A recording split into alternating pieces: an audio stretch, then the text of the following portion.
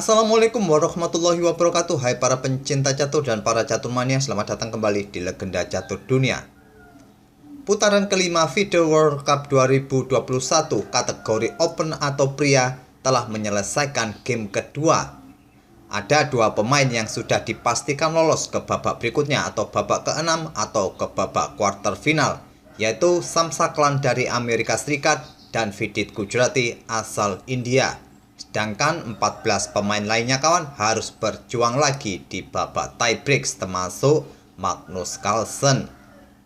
Pagi ini kawan, kita tidak akan mengulas game-game pecatur pria tadi malam. Pagi ini kita akan ulas satu game dari kategori wanita yang sudah memasuki babak quarter final game kedua tadi malam. Lebih cepat satu babak ketimbang pria karena jumlah pemainnya lebih sedikit. Setelah game kedua di babak quarter final tadi malam kawan, 3 pemain lolos ke babak semifinal selanjutnya. Dan masih ada 2 pemain yang harus berjuang lewat tiebreaks. Dan game yang akan kita ulas ini dari partainya Dinara Saduakasova, pecatur wanita asal Kazakhstan, versus Alexandra Koryakina asal Rusia. Dan seperti biasa, kita lihat dulu profil kedua pemain ini kawan.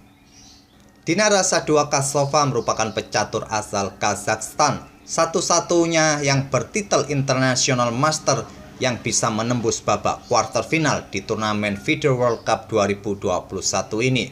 Usianya berkisar 25 tahun, mempunyai elo standar 2483, elo rapid 2412 dan elo blitz 2378.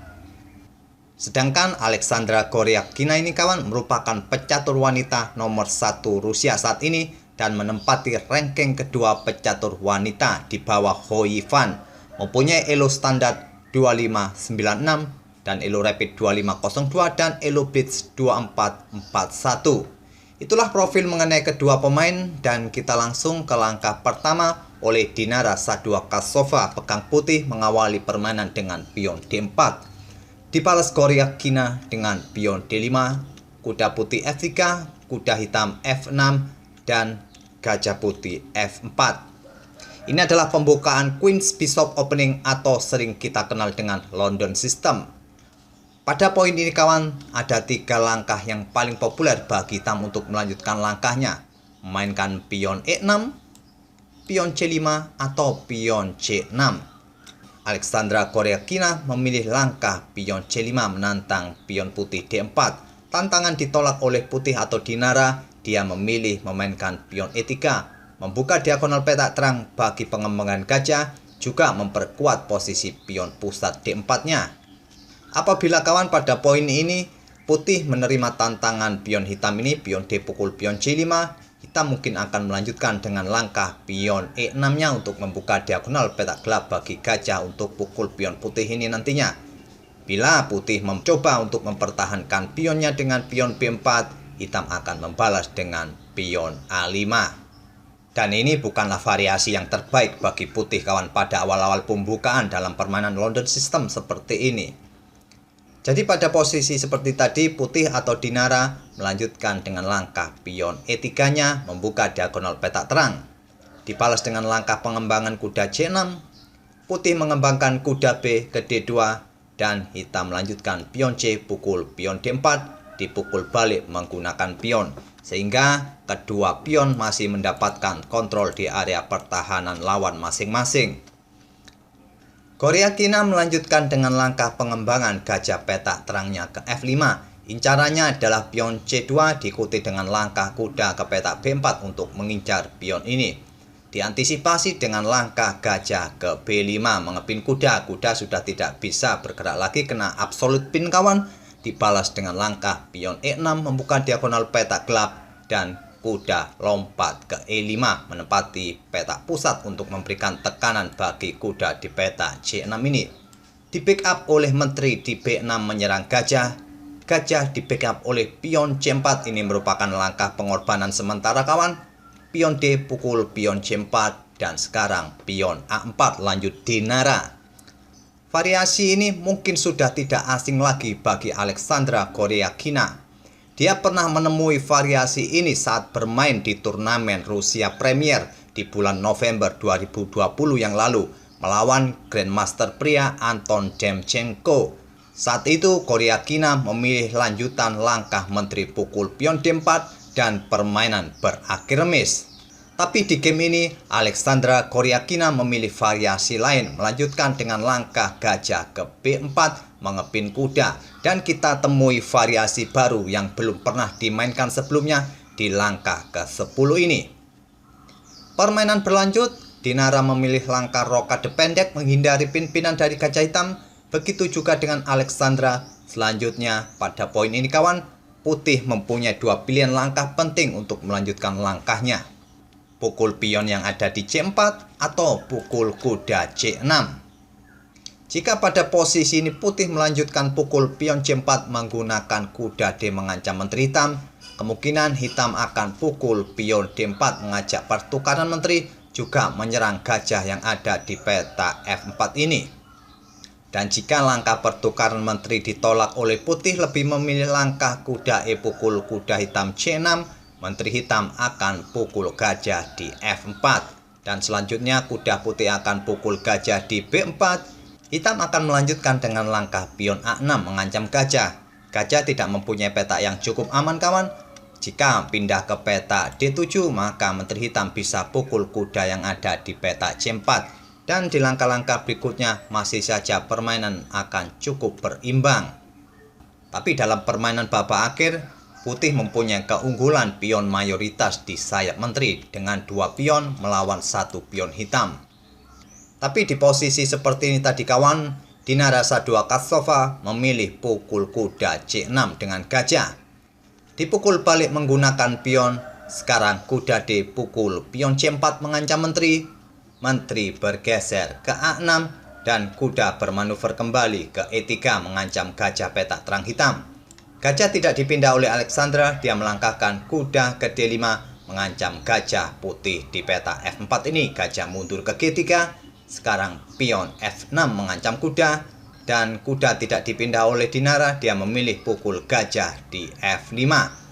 Dan dipukul balik oleh pion E. Selanjutnya kuda putih lompat mundur ke D3 mengancam gajah petak gelap. Alexandra sekali lagi tidak memindahkan gajahnya ini kawan.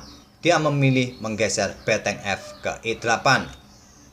Gajah petak gelap hitam ini kawan posisinya sangat strategis untuk mengontrol peta E1 agar beteng putih tidak berani bergeser ke peta ini. Tapi jika kuda ini pukul gajah di peta B4 ini kawan, maka diagonal peta terang bagi menteri untuk mengontrol peta E2 juga akan terbuka dan nanti akan diikuti dengan langkah betengnya ke peta ini. Dan tentu saja jika salah satu beteng hitam bisa bergerak ke baris kedua pertahanan putih ini kawan, tekanan akan semakin berat. Pada posisi ini Dinara menggeser beteng A ke C1, tidak melanjutkan pukul gajah di B4. Dibalas dengan langkah beteng hitam naik ke E4 mengincar pion yang ada di peta D4 ini. Pion di backup dengan langkah kuda pukul gajah di peta B4. Seperti yang saya sebut tadi kawan, dengan langkah kuda pukul gajah hitam di peta B4 ini, sekarang diagonal peta terang terbuka bagi menteri untuk mendukung betengnya untuk ditempatkan di peta ini di langkah berikutnya. Kita membalas pukul kuda putih dengan kuda. Selanjutnya pion F3 lanjut putih mengusir beteng. Beteng sekarang menempati baris kedua pertahanan putih. Mungkin nanti disusul dengan langkah beteng hitam yang ditumpuk di lajur E di langkah berikutnya. Dan tentu saja di langkah berikutnya tekanan hitam akan semakin berat bagi putih. Dan pada posisi ini Dinara membalas dengan langkah menteri ke B3 mengusir atau mengancam kuda. Kuda mundur ke D5. Sekarang beteng putih naik ke peta C2.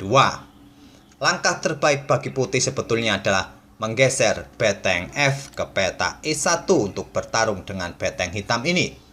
Tapi bertarung dengan beteng hitam dengan mengangkat betengnya ke C2 ini kawan, putih melakukan kesalahan besar atau blunder besar pada posisi ini.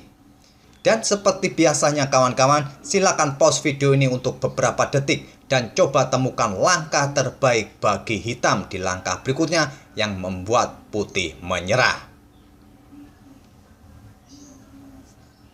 Apakah sudah ketemu kawan langkah terbaik hitam pada posisi ini yang membuat putih menyerah? Langkah terbaik atau Alexandra Koryakina memilih langkah beteng pukul beteng. Setelah langkah beteng pukul beteng C2 ini kawan, Dinara Saduakazova menyerah di langkah ke-22. Kenapa putih menyerah pada posisi ini kawan? Apakah ancamannya tidak terlalu jelas? Karena apabila permainan dilanjutkan pada posisi ini dengan langkah menteri pukul beteng hitam ini kawan, selanjutnya hitam akan melakukan pengorbanan pertukaran perwira menteri pukul beteng skak. Setelah dipukul balik oleh Raja Putih ini, maka kuda hitam akan melakukan skak di peta E3 menggarpu posisi menteri putih, dan di langkah berikutnya putih akan kalah jumlah perwira dan tentu saja hitam akan lebih mudah memenangkan permainan dengan komposisi seperti ini. Oleh karena itu pada posisi seperti ini tadi, saat beteng hitam pukul beteng putih di peta C2 ini, Dinara Saduakazova menyerah di langkah ke-22. Sebuah blunder yang sangat disayangkan walaupun memang putih sudah sempat tertekan di langkah-langkah sebelumnya. Tapi itulah kawan, dalam sebuah permainan catur apapun bisa terjadi di atas papan. Walaupun sebetulnya waktu kedua pemain masih cukup untuk menghitung atau mengkalkulasi variasi-variasi yang lebih baik. Pada poin seperti ini tadi kawan, Dinara masih menyisakan waktu sekitar 19 menitan. Sedangkan Alexandra Koryakina masih cukup banyak waktunya kawan, sekitar 41 menitan. Itulah kawan permainan antara Dinara Saduakazova versus Alexandra Koryakina. Dan dengan kemenangan ini, Alexandra Koryakina melaju ke babak selanjutnya atau babak semifinal. Dan semoga permainan kedua pemain tadi bisa menghibur kawan-kawan di pagi ini. Dan kita akan bertemu di video-video berikutnya. Terima kasih. Wassalamualaikum warahmatullahi wabarakatuh.